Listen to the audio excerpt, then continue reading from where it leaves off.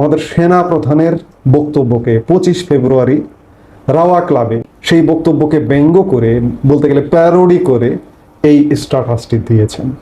সেনা প্রধান সেখানে বিডিআর হত্যাকাণ্ড নিয়ে যে বক্তব্য দিয়েছিলেন, ইফ বাট এগুলো বলতে নিষেধ করেছিলেন, সেই বক্তব্যকে ব্যঙ্গ করেই হাসনাত আব্দুল্লাহ বক্তব্য দিয়েছেন। এদিকে এবার জুমার পর শেখ হাসিনাকে নিয়ে পরিকল্পনা বাস্তব হয়। রাষ্ট্রপতির এই পদক্ষেপে শেখ হাসিনা দেশে আসছে। শিক্ষার্থী জনগণ তাদের ভুল বুঝতে পেরে হাসিনা কি চাচ্ছে। অন্যদিকে ডক্টর ইউনূসের ভয়াবহ অবস্থা হয়েছে। এখন একমাত্র লোক দাঁড়িয়ে আছেন, সেটা হলো প্রেসিডেন্ট শাহাবুদ্দিন চুপ্পু। তিনি যদিও প্রেসিডেন্ট, কিন্তু তিনি তো আওয়ামী লীগের লোক।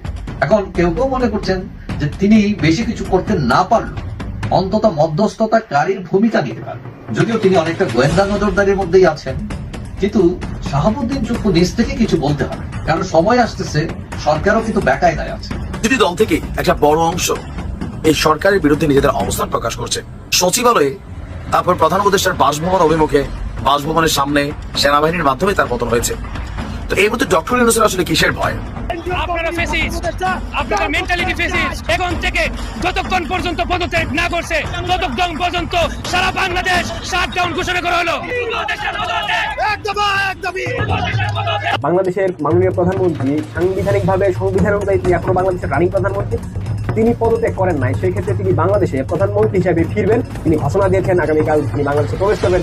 সাবেক প্রধানমন্ত্রী শেখ হাসিনা কি 7 দিনের মধ্যে যদি মনে করেন বাংলাদেশ মনে করেন যদি তন্ত্র না হয়, আমি আলমে বাংলাদেশে থাকবো। প্রয়োজন বলে আমি নিজেই আত্মহত্যা করবো যদি 7 দিনের মধ্যে যদি হাসিনা যদি বাংলাদেশ শাসন না করতে। 18 কোটি মানুষ মনে করেন বর্তমান মনে করেন আতঙ্কের মধ্যে আছে। শেখ হাসিনা মন্ত্রী হয়ে এই বাংলাদেশে ফিরছেন, এমন তথ্য, এমন কথা কেন ছড়িয়ে পড়ছে এবং ছড়িয়ে পড়াটা সুদূর আমেরিকা পর্যন্ত কেন যাচ্ছে? ডোনাল্ড ট্রাম্প কি শেখ হাসিনাকে নিয়ে কোনো পোস্ট করেছেন এক্স হ্যান্ডেলে? সেটা নিয়ে ব্যাপক আলোচনা চলছে। কি হচ্ছে শেখ হাসিনাকে নিয়ে? বাংলাদেশের উপদেষ্টাকে পদত্যাগ করতে এবং তিনি যেখান থেকে এসেছেন সেখানে ফিরে যেতে বলছে। শেখ হাসিনা প্রধানমন্ত্রী হিসেবে ফিরে আসছেন। শেখ হাসিনা দেশে ফেরা নিয়ে বিস্ফোরক বার্তা দিলেন আওয়ামী লীগের এক নেতা। এদিকে ফের দেশে ফেরার হুঙ্কার শেখ হাসিনার। ওরিয়া ইউনূস কপালে চিন্তার ভাঁজ ইউনূসের। বিশেষজ্ঞরা বলছে এতক্ষণ দেখলেন আজকের খবরের শিরোনাম, আর এখন দেখবেন বিস্তারিত। তো বন্ধুরা, আজকের খবরের ইতিমধ্যে শিরোনাম দেখে কিন্তু আপনারা বুঝতেই পারছেন আজকের খবরটা কতটা গুরুত্বপূর্ণ। দয়া করে কেউ স্কিপ করবেন না। যদিও বর্তমান বাংলাদেশের রাজনীতির অবস্থা বিশাল ভয়াবহ, আপনারা ভিডিও স্কিপ করে দেখলে খবরের কিছুই বুঝতে পারবেন না। যাই হোক বন্ধুরা, আজকের ভিডিওটি নিয়ে আমরা আলোচনা করে বেশ কয়েকটি খুবই গুরুত্বপূর্ণ তথ্য এবং ভিডিও ফুটেজ পাই, যা আজকের ভিডিওতে সেগুলোই এক এক করে ধারাবাহিক তুলে ধরবো। যদিও আজকের ভিডিওটা কিছুটা লং হতে পারে, তবে আজকের ভিডিওতে জানতে পারবেন বর্তমান বাংলাদেশের রাজনীতির প্রেক্ষাপট আসলে কোন দিকে যাচ্ছে। চলুন ভিডিওতে আজকে আর বেশি কথা বাড়িয়ে আপনাদের মূল্যবান সময়টি আমি নষ্ট করতে চাই না, সরাসরি আজকে আমরা চলে যাব মূল ভিডিওতে। এই হাসনাত আব্দুল্লাহ আমাদের সেনা প্রধানের বক্তব্যকে 25 ফেব্রুয়ারি রাওয়া ক্লাবে সেই বক্তব্যকে ব্যঙ্গ করে, বলতে গেলে প্যারোডি করে এই স্ট্যাটাসটি দিয়েছেন। সেনা প্রধান সেখানে বিডিআর হত্যাকাণ্ড নিয়ে যে বক্তব্য দিয়েছিলেন, ইফ বাট এগুলো বলতে নিষেধ করেছিলেন, সেই বক্তব্যকে ব্যঙ্গ করেই হাসনাত আব্দুল্লাহ বক্তব্য দিয়েছেন। হাসনাত আব্দুল্লাহ 2 দিনের বৈরাগী ভাতের কয় অন্ন, একটা কথা আছে না? অবস্থাটা তেমন। সেনা প্রধান, যে সেনা প্রধানের বদান্যতায় আজকে এই যে বিশেষ ধরনের একটি সরকার, আজকে হাসনাত আব্দুল্লাহরা সারা বাংলাদেশে দাপিয়ে বেড়াতে পারছেন, সেই সেনা প্রধানের বক্তব্য নিয়ে ব্যঙ্গ। আওয়ামী লীগ তো একটি রাজনৈতিক দল। আওয়ামী লীগের কেউ যদি অপরাধী হয়ে থাকে, অপরাধ করে থাকে, তার বিচার হতে পারে। তার বিচার হতে পারে কেন? দৃঢ়ভাবে তার বিচার হতে হবে। অপরাধীর বিচার শতভাগ হতে হবে। কিন্তু রাজনৈতিক দল আওয়ামী লীগ পরিচ্ছন্ন মানুষদের নিয়ে এসে যদি আগামী নির্বাচনে অংশগ্রহণ করতে চায়, তাহলে আপনি আমি বাধা দেবার কে? বাধা দেবে বাংলাদেশের জনগণ। বাধা দেবে বাংলাদেশের জনগণ ভোট না দিয়ে। ভোটের কাছে, বাংলাদেশের জনগণের কাছে অন্ততপক্ষে নিয়ে যাবার সুযোগ তো দিতে হবে। কিন্তু আপনি এক প্রকার কলাবাজি করছেন। এই গলাবাজি তো ধোপে টিকবে না। যে সেনাপ্রধান না থাকলে, যে সেনাবাহিনী না থাকলে আপনাদের যে আন্দোলন নামের কিছু একটা ছিল সেটি যে সফল হতো না, আজকে আপনারা অকৃতজ্ঞের মতো ভূমিকায় অবতীর্ণ হয়েছেন। সেনাপ্রধান তো বাস্তব জগতে আছে, কিন্তু আপনারা তো স্বপ্নের জগতে আছেন, যার দরুন সেনাপ্রধান বাস্তবতা দিয়ে চিন্তা করছে। দেশি বিদেশি আন্তর্জাতিক মেসেজ তার কাছে আসে যে কি হতে পারে পরিবেশ পরিস্থিতি। আপনি 2 দিনের বাচ্চা, আপনি তো বুঝতে পারবেন না কি অবস্থা হচ্ছে। সেই জায়গা থেকে সেনাপ্রধান চেষ্টা করছেন যে আগামী নির্বাচনে আওয়ামী লীগ অংশগ্রহণ করবে। আন্তর্জাতিক বিশ্ব চেষ্টা করছে আওয়ামী লীগ অংশগ্রহণ করবে। এই করবে, সবাই যদি চেষ্টা করে, সবাই যদি চায়, আপনি একজন হাসনাত আব্দুল্লাহ কিংবা আপনার একটি রাজনৈতিক দল এনসিপি এটি বাধা দিয়ে তো পার পাবেন না। সেই জায়গায় আমি বলবো আপনাদের সাথেও বিরোধিতা নয়, শত্রুতা নয়, আপনারা ইতিবাচক রাজনীতি করুন। ইতিবাচক রাজনীতি করে মানুষের মন জয় করে ভোটের রাজনীতিতে অংশ নিয়ে পার্লামেন্টে যান, এমপি হন, মন্ত্রী হন, দেশ চালান। সাধুবাদ, স্বাগত জানায়, কিন্তু গাজুরি করে এটি তো হিতে বিপরীত হবে। ভোট পাবেন না, একজন প্রার্থীও বিজয়ী হয়ে আসবে না, জামানত বাজেয়াপ্ত হবে। কাজেই আপনি সেনাপ্রধানকে নিয়ে যে ব্যঙ্গ করে বক্তব্য দিয়েছেন সেটি যুক্তিসঙ্গত হচ্ছে না, এবং এই ধরনের বল প্রয়োগমূলক বক্তব্য কন্টিনিউ দিয়ে যাচ্ছেন।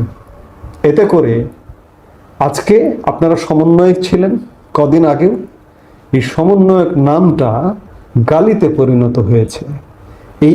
সেই গালিটার ধারাবাহিকতায় আজকে এনসিপির সদস্যরাও গালি বা এনসিপি রাজনৈতিক দলটিও গালিতে পরিণত করবেন না। এটি আপনাদের মঙ্গলের জন্যই এগুলো ভাবা উচিত, একটু ঠান্ডা মাথায় চোখ বন্ধ করে ভাবা উচিত। সেই জায়গা থেকে বলবো এগুলো বন্ধ করুন। আওয়ামী লীগ কেন অংশগ্রহণ করবে না?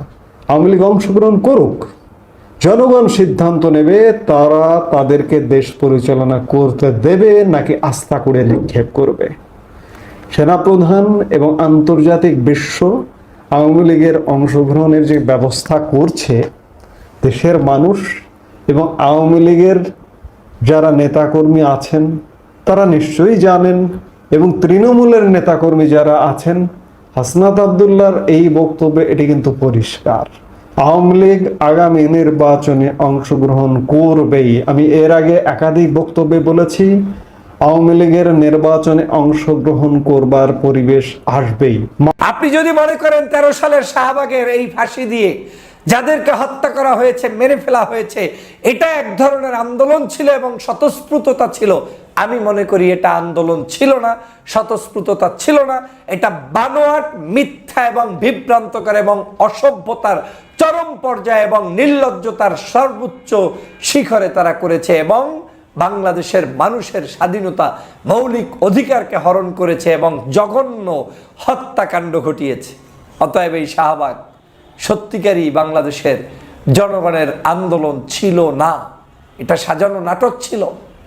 অতএব শাহবাগের সাথে যুদ্ধাপরাধী মিলিয়ে, শাহবাগের সাথে শাপলা চত্বর মিলিয়ে বাংলাদেশে রাজনীতি করার এস্টাবলিশমেন্ট যারা স্বপ্ন দেখেন, আমি মনে করি তারা কোনো না কোনো জায়গা থেকে ফান্দে পড়েছেন, কোনো না কোনো জায়গা থেকে কারো কূটকৌশলের অংশ হিসেবে না বুঝে পড়তে যাচ্ছেন, অথবা অবুঝ হিসাবে নিজের বুঝের মধ্যে কিছু গ্যাপ তৈরি হওয়ার কারণে এই কাজগুলো তৈরি হচ্ছে। নিশ্চয়ই আপনাদের যে কোনো অবদানকে আমি সবসময় মাথায় তুলে নিয়ে স্যালুট জানাতে চাই, কিন্তু এর মানে এই নয় যে আপনাদের কোনো ভুল তথ্য জাতির কাছে কিংবা আপনাদের কোনো কার্যক্রমের মধ্য দিয়ে জাতিকে ভিন্ন মেসেজ দিলে সেটা অবশ্যই প্রতিবাদ করার যোগ্যতা রাখে, এবং সেই প্রতিবাদটুকু ভদ্রভাবে আজকে আমি করতে বাধ্য হলাম। উপদেষ্টা জনাব মাহফুজ আলমের বেশ কিছু বক্তব্য, পোস্ট জনমনে এখন বিভ্রান্ত সৃষ্টি করছে। বাংলাদেশের বিভিন্ন রাজনৈতিক অঙ্গনে আলোচনা হচ্ছে, সমালোচনা হচ্ছে। কেউ তাকে বাংলাদেশের একটি রাজনৈতিক দলের প্রতিপক্ষ বানানোর চেষ্টা করছেন, কেউ তাকে ভিন্ন দেশের এজেন্ট হিসেবে মন্তব্য করছেন, কেউ তাকে ভিন্ন রাজনৈতিক মেরুকরণ তৈরি করবে বলে সেই জায়গার গুরুদায়িত্বশীল হিসেবেই মনে করছেন। এক বাক্যে তিনি কিন্তু এখন আলোচনায় মাঠে এসেছেন, সমালোচনার জায়গাটা তার দিকে দিন দিন বেরিয়ে চলেছে। বাংলাদেশের রাজনীতিতে আমরা 5ই আগস্টকে অস্বীকার করতে পারবো না, জুলাই বিপ্লবকে অস্বীকার করতে পারবো না। এই বিপ্লবে যারাই যেখান থেকে অংশগ্রহণ করেছেন তাদের প্রতি আমরা শ্রদ্ধা জানাই, ভালোবাসা জানাই। সে ছাত্র নামে অংশগ্রহণ করুক, রাজনৈতিক দল, বিএনপি, জামাত, শিবির, ইসলামী আন্দোলন, অন্যান্য ছোট বড় সকল রাজনৈতিক দল, শিল্পী, সাহিত্যিক, আলেম ওলামা, পীর, কারি, মুয়াজ্জিন, যারাই অংশগ্রহণ করেছে সবার প্রতি আমাদের শ্রদ্ধা, ভালোবাসা আছে। বাংলাদেশে সাম্প্রতিক সময়ে মাহফুজ আলম সাহেবের বক্তব্য কিছু কিছু রাজনৈতিক সংগঠনের নেতাকর্মীদেরকে ব্যথিত করেছে বলে আমার কাছে অনলাইন গবেষণা করে বুঝতে সক্ষম হয়েছি বা এখন পর্যন্ত ধারণা পোষণ করি। তিনি ব্যক্তিজীবনে তার জায়গা থেকে তিনি বিভিন্ন মন্তব্য করতেই পারেন, কিন্তু মাহফুজ আলম সাহেবকে এ বিষয়টি মাথায় রাখতে হবে যে বাংলাদেশে আপনি স্বাধীন মত প্রকাশ করতে গিয়ে এই মতটাকে কোনো অবস্থাতেই যাতে আওয়ামী লীগের কোনো স্টাইলে মতামতের প্রকাশ ভঙ্গিটা না আসে। আওয়ামী লীগ এই বাংলাদেশে গত প্রায় 16 বছর পর্যন্ত যাদেরকে জুলুম করেছে, অত্যাচার করেছে, নির্যাতন করেছে এবং মিথ্যা নাটক সাজিয়েছে। সবচেয়ে বড় কথা হচ্ছে মিথ্যার সাথে তো সত্যের কোনো সংমিশ্রণ হতে পারে না। আপনি যদি আমাকে বলেন যে আমি একজন অপরাধী, আমি খারাপ মানুষ, আমি যুদ্ধ অপরাধী, আমি খারাপ করেছি, আর এই শব্দের সাথে যদি আমার সাথে কোনো সম্পৃক্ততা না থাকে, তাহলে আপনি আমাকে জুলুম করলেন। গত 16 বছরে শেখ হাসিনা যাদেরকে অন্যায়ভাবে ফাঁসি দিয়েছে, বিভিন্ন জায়গায় বিতর্কিত করেছে, শাহবাগ 13 সালে তৈরি করে বিভিন্ন ধরনের অপকর্ম করেছে, সবগুলো ছিল একটি মাস্টার প্ল্যান, পরিকল্পিত এবং অন্যায়ভাবে তাদের জন্য করেছে। কিন্তু এর মানে এই নয় যে যুদ্ধ অপরাধী আদতে কেউ ছিল না। এর মানে এই নয় যে মুক্তিযুদ্ধকালীন যুদ্ধের বিরোধিতাকারী আদৌ কেউ ছিল না। হ্যাঁ ছিল, কিন্তু আপনি যাদেরকে প্রমাণ করলেন, যাদেরকে ফাঁসি দিলেন, যাদেরকে আপনি পৃথিবীর মানচিত্রে খারাপ হিসেবে উপস্থাপিত করলেন, তাদের কোনো সম্পৃক্ততা ছিল না, ছিল না, ছিল না। এইটা যদি আপনি মানতে পারেন তাহলে বুঝবেন আপনি সত্যের মানদণ্ডে আছেন। এই শব্দটুকু যারা মানতে পারবেন না, বুঝবেন আপনি অসত্যের মধ্যে আছেন। একটা উদাহরণ দিয়ে বলি, আপনার এই মাওলানা দেলোয়ার হোসেন সাঈদী সাহেবের ক্ষেত্রে প্রমাণ করা হয়েছে, বিভিন্ন জায়গায় নথিতে উপস্থাপন করার চেষ্টা করা হয়েছে, উনি যুদ্ধকালীন প্রায় 2.5 লক্ষ মা বোনকে ধর্ষণ করার মতো কার্যক্রম উনি করেছেন। আচ্ছা, এই কাজটি যদি সত্য হয় তাহলে আপনাকে আমি প্রশ্ন তুলতে চাই, একজন সুস্থ মস্তিষ্কের মানুষ বিবাহ করার থেকে শুরু করে মৃত্যুর আগ পর্যন্ত বৈধ সঙ্গম করবে, একজন না 4 জন স্ত্রীর সাথে করবে, তাতে 2.5 লক্ষ বার তিনি এই বৈধভাবে তার সাথে বসবাস করার একটি যে বিশেষ পদ্ধতি সেটা অবলম্বন করতে পারবেন কিনা? তাহলে সেখান থেকেই তো মনে হয় যে গাঁজাখুরি কি লেভেলের রিপোর্ট তৈরি করে আজকে এদেরকে বিতর্কিত করা হয়েছে। আমরা এই জুলাই বিপ্লব যারা অংশগ্রহণ করেছি, আমরা এই বিপ্লবের যারাই সম্মুখ যুদ্ধে ছিলাম, আমরা যোদ্ধা। এই বিপ্লবের সময় কিছু মানুষ কিন্তু চুপচাপ ছিল, অবজার্ভ করেছে। তারাও কিন্তু বাংলাদেশের নাগরিক, আমরা কিন্তু তাদেরকে বাংলাদেশ থেকে ফিরিয়ে দেইনি, তাড়িয়ে দেইনি। এমনকি যুদ্ধের সময় যারা মনে প্রাণে আমাদের এই যুদ্ধের বিরোধিতা করেছে তথা শেখ হাসিনার পক্ষে অবস্থান নিয়েছে, শেখ হাসিনাকে রাষ্ট্র ক্ষমতায় রাখতে চেয়েছে, ইভেন ফেসবুকে বিবৃতিও দিয়েছে, কিন্তু লোকটা কোনো খুন করে নাই, কাউকে মারে নাই। এখন পর্যন্ত এই সরকার আমার জানা মতে তাদেরকে তো গ্রেপ্তার করার প্রশ্নই আসে না, বরং তারা আমাদের চাইতে আরামে আয়েসে বাংলাদেশে বসবাস করছে। এর অর্থই হচ্ছে তিনি বিরোধী থাকা সত্ত্বেও তাকে আমরা মেনে নিচ্ছি এজন্য তিনি বাংলাদেশের নাগরিক।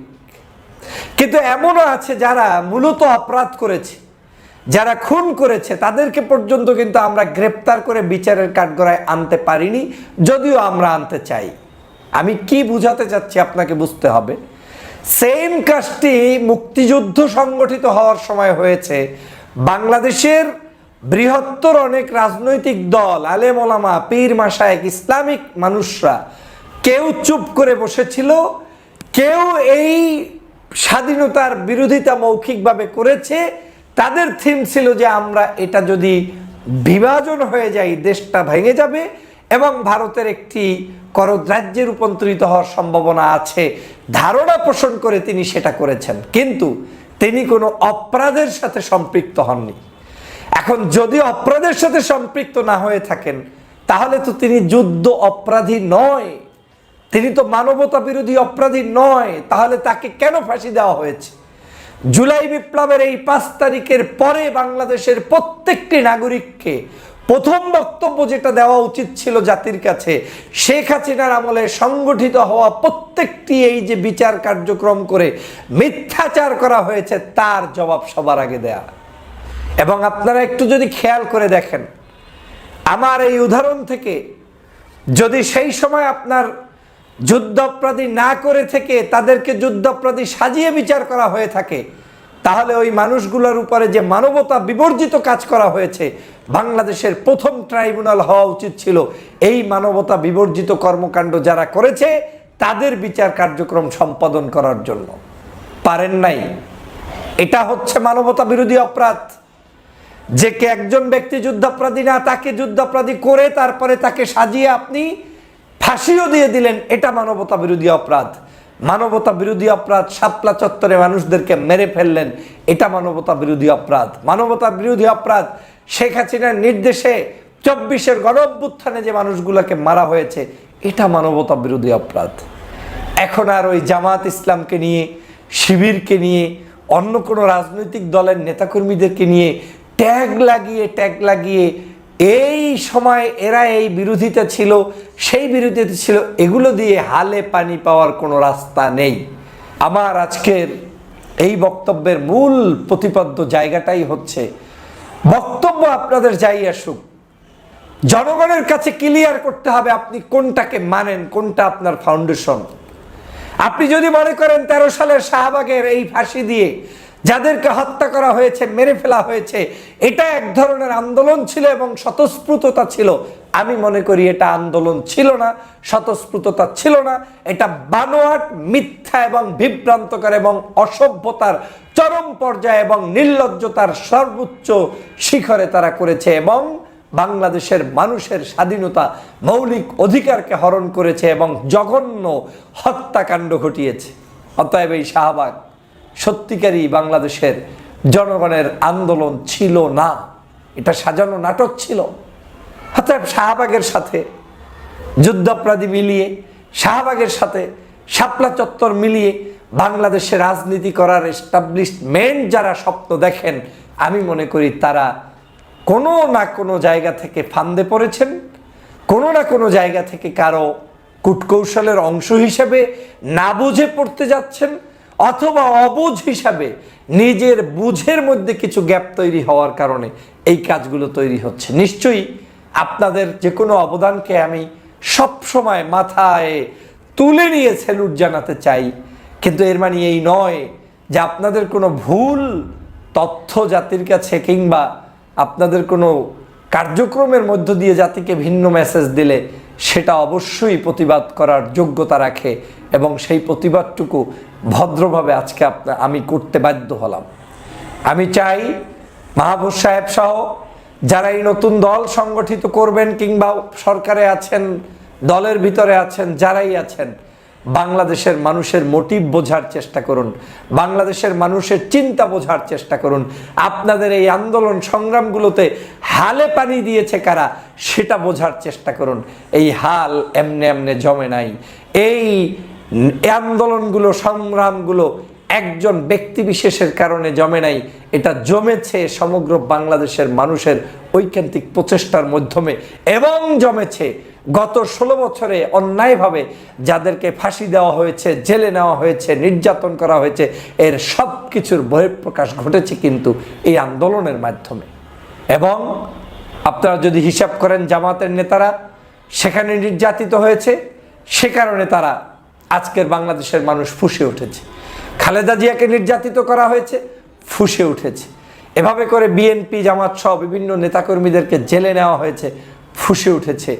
এবং সাইদি সাহেব সহ আলেমদেরকে হত্যা করা হয়েছে, জেলে নেওয়া হয়েছে, ফুঁসে উঠেছে। এটা একক কোনো বিষয় নয়। এবং এই ফুঁসে ওঠার কারণে রোকেয়া হল থেকে পর্যন্ত রাজাকারের সেই স্লোগানের কারণে তারা কিন্তু তুমি কে আমি কে, রাজাকার রাজাকার বলতে বাধ্য হয়েছে। অথচ এটা কিন্তু এক ধরনের বাংলাদেশের ঘৃণিত শব্দচয়নের মতো। শেখ হাসিনা গত 16 বছরে ক্যাম্পেইন করেছে, কিন্তু সেই শব্দটাকেই কিন্তু ছাত্রীরা গ্রহণ করে নিয়ে তারপরে আজকের এই বাংলাদেশে এভাবে করে নতুনভাবে তারা সেই মিছিল করেছে রোকেয়া হল থেকে। অতএব আমি মনে করি বাংলাদেশের প্রত্যেকটি জায়গায় আজকের এই মুহূর্তের ছাত্র জনতা এবং দেশবাসীর দাবি হচ্ছে বিকৃত ইতিহাসের পক্ষে কোনো স্টেটমেন্ট কেউ ভুলেও না দেন। এবং সেই শাহবাগী যে কর্মকাণ্ডটি সম্পাদিত করেছে 13 সালে, ওটাকে আপনারা কোনো অবস্থাতেই ওটাকে নৈতিক কোনো আন্দোলনের দাবি বলা থেকে আপনাকে বিরত তো দূরে থাকতেই হবে, পাশাপাশি আপনাকে ইতিহাস রচনা করে জাতির কাছে সঠিক তথ্য উপস্থাপন করতে হবে। আপনি এখন তথ্য মন্ত্রণালয়ের দায়িত্বে আছেন, পারলে এই তথ্যগুলো জাতির কাছে দিন, ভালোবাসা অর্জন করুন। না হয় পরীক্ষিত রাজনৈতিক দলগুলোকে বিতর্কিত করে জাতির কাছে নতুন কোনো স্বপ্ন বাস্তবায়নের সুযোগ এদেশের জনগণ দিবে না। রাজনীতিতে লম্বা সময় লাগবে, আস্থা অর্জন করতে হবে। ব্যাকগ্রাউন্ড আপনাদের সামনা পিছা, হৃদয় বাহির, উপর নিচ সব দেখেই জনগণ সিদ্ধান্ত নেবে আপনার সাথে কতটুকু থাকবে কি থাকবে না। আমি ভালো করেই বুঝি কিছু একটা পরিকল্পনা নিয়ে কেউ না কেউ হয়তো আগাচ্ছে, কোনো সন্দেহ নাই, হতেই পারে, প্রত্যেকের ফ্রিডম আছে। কিন্তু মনে রাখবেন, চেতনা আমাদের ভুলে গেলে চলবে না। সঠিক সৎ চেতনায় থেকে ভিন্ন দল করলেও জনগণ অ্যাকসেপ্ট করবে। আমি একটি দলের সদস্য হতেই পারি, কিন্তু আমাকে সৎ চিন্তার কথা বলতেই হবে, না বললে নাই, জনগণ এটাকে অ্যাকসেপ্ট করবে না। তো সহজ জায়গা থেকে আমাদেরকে রাজনীতিতে আরও বেশি করে সক্রিয় হওয়া উচিত এবং সৎ চিন্তার আলোকে কথা বলা উচিত। না হয় এই বিতর্কের বেড়াজলে পড়ে এক সময় আপনারা। দর্শক বন্ধুরা, মিষ্টি বিতরণ করার সময় এসে গিয়েছে, কারণ মোহাম্মদ ইউনূস সাহেব বাংলাদেশকে যেখানে পৌঁছে দিতে চেয়েছিল সে মনে হয় সফল হয়ে গিয়েছে। কেননা আর মাত্র 2 ধাপ বাকি। বাংলাদেশ একটি দেউলিয়া রাষ্ট্র এটা ঘোষিত হতে আর মাত্র 2 ধাপ বাকি। না, এটা আমার ব্যক্তিগত কোনো মতামত বা আমার মন গড়া কোনো কথা নয়। এই কথাটি বলছে বিশ্ববিখ্যাত ক্রেডিট রেটিং সংস্থা মুডিস, যা একটি আমেরিকান কোম্পানি, যার কার্যালয় যুক্তরাষ্ট্রের নিউ ইয়র্ক সিটিতে অবস্থিত। গতকাল বৃহস্পতিবার এই বিশ্ববিখ্যাত ক্রেডিট রেটিং সংস্থা মুডিস বাংলাদেশের বিষয়ে খুবই গুরুত্বপূর্ণ একটি প্রতিবেদন প্রকাশ করেছে, যেখানে তারা একদম স্পষ্ট করে বলছে যে বাংলাদেশের মানুষের জীবনযাত্রা আগামী দিনে আরও কঠিন হবে। মানে এখন যে কঠিন আছে এর থেকে আরও বেশি কঠিন হবে। সাধারণ মানুষের ব্যাংক থেকে ঋণ নেওয়া প্রায় অসম্ভব হয়ে যাবে। পণ্যের দাম আরও বেড়ে যাবে, এখন যা আছে তার থেকে আরও বেড়ে যাবে। ব্যবসায় বিনিয়োগ আরও কমে যাবে। এমনকি চাকরির বাজারেও এর ভয়ঙ্কর প্রভাব পড়বে। এখন আমার কথায় এই তথ্যগুলো কেন বিশ্বাস করবেন? আমি তো মন গড়া ভুয়া তথ্যও দিতে পারি। সুতরাং এই নিউজ রিপোর্টের কাটিং যেটা আপনি দেখছেন, এটা সার্চ করে আপনি নিজেই একবার মুডিসের ওয়েবসাইটে গিয়ে কিংবা বাংলা ট্রিবিউনের এই সংবাদের প্রতিবেদনে গিয়ে নিজের চোখেই দেখে আসুন একটি ইন্টারন্যাশনাল সংস্থা বাংলাদেশের বিষয়ে এরকম তথ্য প্রকাশ করেছে কিনা। তবে বন্ধুরা, এই যে তথ্যটি প্রকাশ করা হয়েছে যে সংস্থার মাধ্যমে, সেই সংস্থার ব্যাপারে আমাদের একটু জানা দরকার। তাহলেই আমরা বুঝতে পারবো যে তারা যে কথাগুলো বলছে সেগুলো কি কোনো গাঁজাখুরি কথাবার্তা, নাকি তারা যে কথাটা বলছে তার যথেষ্ট ভিত্তি আছে। এরা কি করে সেটা একটু জানি। দর্শক বন্ধুরা, এই সংস্থাটি বিশ্বব্যাপী বিভিন্ন কোম্পানি, সরকার ও আর্থিক প্রতিষ্ঠানের ঋণ গ্রহণ ক্ষমতা এবং সেই দেশ বা প্রতিষ্ঠানে বিনিয়োগের যোগ্যতা মূল্যায়ন করে।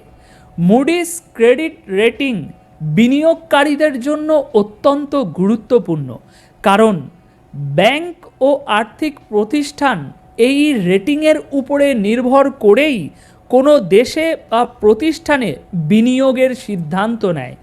এই সংস্থা দ্বারা নিম্ন রেটিং পাওয়ার অর্থ হচ্ছে যে কোনো প্রতিষ্ঠান বা দেশ সেখানে বিনিয়োগকারীরা ঝুঁকি মনে করে। বোঝা গেল পুরো বিষয়টা কি? মানে এই মুডিস যে সংস্থাটি আছে, এরা পর্যালোচনা করে, বিবেচনা করে, বিশ্বব্যাপী এক্সপার্টদের দিয়ে সমস্ত দিক বিবেচনা করে রেটিং দেয়। আর সেই রেটিংয়ের উপরেই ভিত্তি করে কোনো বৈদেশিক বিনিয়োগকারী, কোনো বৈদেশিক সংস্থা কিংবা কোনো বৈদেশিক ব্যাংক কিংবা ভিন্ন কোনো একটি দেশ আরেকটি দেশ কিংবা আরেকটি প্রতিষ্ঠানকে টাকা দেওয়ার সময়, সেখানে বিনিয়োগ করার সময় এই রেটিংকে ফলো করে। যদি দেখে যে এই দেশ বা এই প্রতিষ্ঠানের ক্ষেত্রে মুডিসের রেটিং অনেক হাই, তখন সেই বিনিয়োগকারী বা সেই দেশটি বা সেই ব্যাংকটি সেই প্রতিষ্ঠান বা সেই দেশটিকে ঋণ দিতে বা সেখানে অর্থ লগ্নি করতে একদমই ভয় পায় না। কিন্তু যখনই দেখে এই মুডিস নামক সংস্থাটিতে এই দেশ বা এই প্রতিষ্ঠানের রেটিং ব্যাপকভাবে কম, নিম্নমানের, তখন যে কোনো ব্যাংক, যে কোনো বিনিয়োগকারী সেই দেশ বা সেই প্রতিষ্ঠানে অর্থ লগ্নি করতে, নিবেশ করতে খুবই ভয় পায় এবং তারা করে না বিনিয়োগ। তো এই হচ্ছে সহজ সরল বাংলা ভাষায় খুব স্বল্প শব্দে মুডিসের কার্যক্রম। এবার আসুন তারা বাংলাদেশের মান কোথা থেকে কোথায় নামিয়েছে সেটা আপনাদেরকে একটু দেখাই। দর্শক বন্ধুরা, এর আগে আমাদের শেখ হাসিনার সময়ে এই মুডিসের রেটিং ছিল B1 ক্যাটাগরিতে, কিন্তু এখন সেটা B1 থেকে নেমে B2 পর্যায়ে নেমে গিয়েছে। আর এই মুডিসের ওয়েবসাইটের রেটিংয়ের যে মাত্রাগুলো দেখছিলাম, AA, BB, B, এরকমভাবে বিভিন্ন তাদের ক্যাটাগরি আছে। সবথেকে ভালো ট্রেডমার্ক হচ্ছে, ট্রেডমার্ক না, সবথেকে ভালো আর কি রেটিং হচ্ছে AAA। তো এই যে বাংলাদেশের যে রেটিং দেওয়া হয়েছে এখন, এখান থেকে আর মাত্র 2 ধাপ এগিয়ে গেলে যে রেটিং আসবে সেটাই বলে দিচ্ছে যে বাংলাদেশ আর মাত্র 2 ধাপ এগিয়ে গেলেই দেউলিয়া দেশ হিসাবে ঘোষিত হবে। কারণ মুডিসের ওয়েবসাইটে পরিষ্কার করে লেখা আছে যে এই B2 ক্যাটাগরি থেকে আর 2 ধাপ এগিয়ে যে রেটিংটা আছে সেটাতে এই মুডিস সেই দেশটিকে বা সেই প্রতিষ্ঠানটিকে দেউলিয়া ঘোষিত করে। সুতরাং বুঝতে পারলেন, আমার মন গড়া কোনো কথা বলিনি। একটা বিশ্ববিখ্যাত সংস্থা, আমেরিকান সংস্থা, যাদেরকে ফলো করে সারা বিশ্বের আর কি বিনিয়োগকারীরা বা ব্যাংকরা ঋণ দেয়, তারাই বলছে যে আর 2 ধাপ বাকি বাংলাদেশ দেউলিয়া হতে। এখন কেন এই রেটিং কমানো হয়েছে? মুডিস কেন এই রেটিংটা কমিয়েছে, বাংলাদেশের ঊর্ধ্ব থেকে নিম্নগামী করেছে? তার প্রধানত 4টি কারণ দেখাচ্ছে মুডিস। আর সেই 4টি কারণ হচ্ছে, বন্ধুরা, মুডিসের মতে প্রথম যে কারণ সেটা হচ্ছে অর্থনৈতিক অবস্থার অবনতি হচ্ছে। দ্বিতীয় যে কারণ সেটা হচ্ছে বাংলাদেশের সমস্ত ব্যাংকগুলোতে এখন ঝুঁকি বেড়েছে। তৃতীয় যে কারণ সেটা হচ্ছে খেলাফি ঋণের পরিমাণ দ্রুত বাড়ছে। চতুর্থ যে কারণ, মূল্যস্ফীতি এখন বর্তমানে চরমে পৌঁছেছে। এখন তারা তো বিদেশে বসে বিভিন্ন রকম রিসার্চ করেছে, আপনি তো দেশে বসে আছেন। তো মুডিসের এই 4টি যে কারণ তারা দেখিয়েছে রেটিং কমানোর, আপনি নিজে বিবেচনা করে বলুন তো এগুলো সঠিক নাকি ভুল। মূল্যস্ফীতি চরমে পৌঁছেছে তারা বলছে, সেই জন্য রেটিং কমিয়েছে। তাই আপনি নিজেই বিচার করে বলুন মূল্যস্ফীতি এখন হাতের নাগালে নাকি সত্যিই চরমে পৌঁছেছে। বন্ধুরা, মুডিস বলছে বাংলাদেশের ব্যাংক খাত এখন কঠিন সময় পার করছে। সরকারের সহায়তা ছাড়া ব্যাংকগুলোর জন্য সামনে আরও বড় চ্যালেঞ্জ অপেক্ষা করছে। রাষ্ট্রায়ত্ত ব্যাংকগুলোর অবস্থা আরও খারাপ। রাষ্ট্রায়ত্ত ব্যাংকগুলোর মূলধন পরিস্থিতি নেতিবাচক 2.5%, যা বেসরকারি ব্যাংকের তুলনায় অনেক নিচে। সরকার নতুন করে টাকা না দিলে এসব ব্যাংকের পরিস্থিতি আরও খারাপ হবে। তাহলে এখানে একটা প্রশ্ন দেশের জনগণের পক্ষ থেকে, আমার একটা সাধারণ প্রশ্ন, কি করছে ইউনূস সাহেব? ইউনূস সাহেব কি করছে? এখানে বলা হচ্ছে সরকারের সহায়তা ছাড়া ব্যাংকগুলোর জন্য সামনে আরও বড় চ্যালেঞ্জ অপেক্ষা করছে। সরকার নতুন করে টাকা না দিলে এসব ব্যাংকের পরিস্থিতি আরও খারাপ হবে। তাহলে কি করছে সরকার? সরকারের সাহায্য ছাড়া যখন এসবগুলো হবে না, তাহলে সরকার কেন সাহায্য করছে না? কি কাজে এত ব্যস্ত সরকার? সরকার তো ব্যস্ত শেখ হাসিনা এবং আওয়ামী লীগের বিচার করতে। দেশের মানুষের জনজীবন পুরো গোল্লায় চলে যাক। দেশের মানুষের জনজীবনে কোনো উন্নতির দরকার নেই। দেশের মানুষ কতটা সচ্ছলভাবে দুবেলা দুমুঠো খেতে পাচ্ছে, কতটা সমাজে নির্ভয়ে ঘুরে বেড়াতে পারছে, এসব দেখার কোনো দরকার নেই। শেখ পরিবারকে কতটা সাজা দেওয়া যায়, এটাই তার প্রধান লক্ষ্য। কারণ ইউনূস সাহেব তো বাংলাদেশে এসেছে প্রতিশোধ নিতে। এটা যদি জনগণ এখনও বুঝে না থাকে, তাহলে এই জনগণের চোখ বোধহয় আর কখনো খুলবে না। কারণ এরপরে মৃত্যু অপেক্ষা করছে। দেউলিয়া হতে আর 2 ধাপ বাকি, মুডিস বলছে। আচ্ছা, আরেকটু কথা না বললেই নয়, সেটা হচ্ছে এই পরীক্ষায় টুকলি করে অর্থনীতিবিদ হওয়া মোহাম্মদ ইউনূস ক্ষমতায় বসার আগে দেশ কেমন ছিল এবং বর্তমানে দেশের অবস্থা কোন মাত্রায় পৌঁছেছে, তার 3টে নিদর্শন আপনি দেখুন, দেখলেই বুঝতে পারবেন কি অবস্থা। বন্ধুরা, খেলাপি ঋণের হার বর্তমানে 17% হয়ে গেছে, যা মাত্র 9 মাস আগেও 9% ছিল। বাংলাদেশের জিডিপি প্রবৃদ্ধি এখন 4.5% এসে ঠেকেছে, যা এর আগের বছর এই সময় ছিল 5.8%। মূল্যস্ফীতি, মুডিস বলছে মূল্যস্ফীতি এখনও বেশি থাকবে। এই বছরে 2025 সালেও প্রায় 9.8% মূল্যস্ফীতি হতে পারে।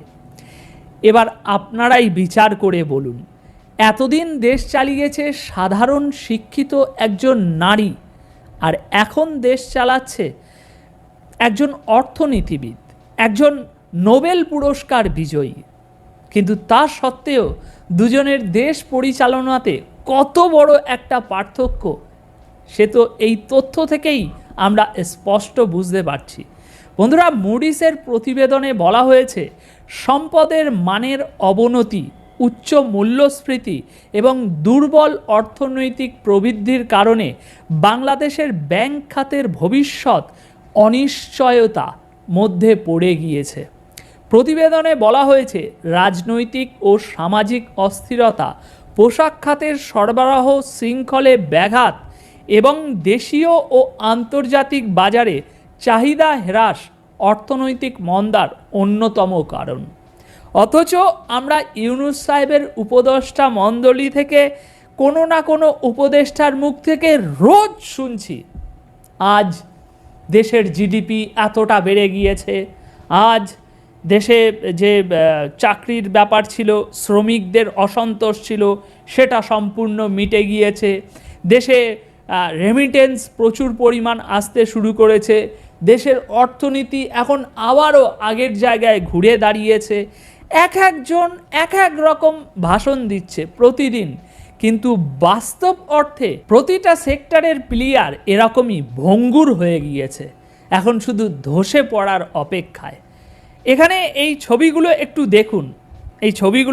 দেখুন, মোহাম্মদ ইউনূস আজ অ্যান্তনিও গুতরেসজির সাথে একেবারে খুব হাসি মুখে হাসতে হাসতে আলাপ করছে, দেশবাসীকে দেখাচ্ছে যে আমি মোহাম্মদ ইউনূস, দেখো জাতিসংঘের প্রধানকে ডেকে নিয়ে এসেছি, বাংলাদেশের মানুষের জন্য কত বড় একটা কাজ করেছি, জাতিসংঘের প্রধানের সাথে হেসে হেসে হ্যান্ডশেক করছি, দেশকে কত উন্নতির দিকে এগিয়ে নিয়ে গিয়েছি। অ্যান্তনিও গুতরেসকে দেশে ডেকে নিয়ে এসে মোহাম্মদ ইউনূস দেশের মানুষকে বোঝাতে চাইছে যে আমি বিশাল একটা তীর মেরে ফেলেছি, দেখো। কিন্তু দর্শক, দেশের জনগণকে একটু দেখান, এই হচ্ছে দেশের পরিস্থিতি। এই ছবির আড়ালে কত বড় একটা চক্রান্ত চলছে দেশকে নিয়ে, এবং দেশের যে প্রতিটা উন্নয়নের পিলিয়ার শেখ হাসিনা তিলে তিলে। ধন্যবাদ প্রিয় দর্শকবৃন্দ, আমাদের ফুল ভিডিওটি দেখার জন্য আপনাকে জানাই অসংখ্য ধন্যবাদ। তো বন্ধুরা, ইতিমধ্যে আমাদের ভিডিও ফুটেজ দেখে কিন্তু আপনারা বুঝতে পারছেন আজকের ভিডিওটা কতটা গুরুত্বপূর্ণ ছিল। সেই সাথে আজকের এই নিউজটা দেখে এবং আজকের এই ভিডিওটা দেখার পরে আপনাদের কি মন্তব্য অবশ্যই কমেন্ট বক্সে কমেন্ট করতে ভুলবেন না। আর হ্যাঁ, এমন নিত্য নতুন আপডেট খবর সবার আগে পেতে চাইলে এখনই আমাদের এই পিচ্চি সাকিব ইউটিউব চ্যানেলটি সাবস্ক্রাইব করুন। ধন্যবাদ।